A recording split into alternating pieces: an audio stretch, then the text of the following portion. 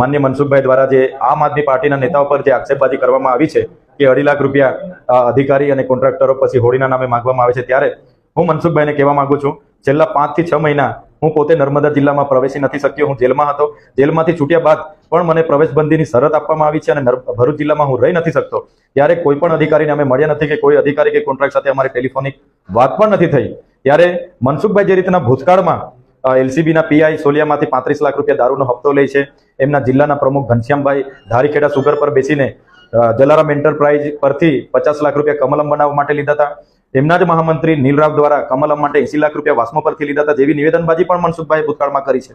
ત્યારે અમે મનસુખભાઈને કહેવા માંગીએ છીએ, હમણાં 4 દિવસ પહેલા તમારા પ્રદેશ પ્રમુખ CR પાટીલ દ્વારા નર્મદા ખાતે જે કમલમનું ઉદઘાટન કર્યું, આ આલિશાન કમલમ બનાવવા માટે 12 થી 15 કરોડ રૂપિયા નર્મદા જિલ્લા સંગઠને ખર્ચો કર્યો છે એવું કહેવામાં આવ્યું. તો કયા ભાજપના નેતાઓએ આ કમલમ બનાવ્યું? ક્યાંથી પૈસા આવ્યા?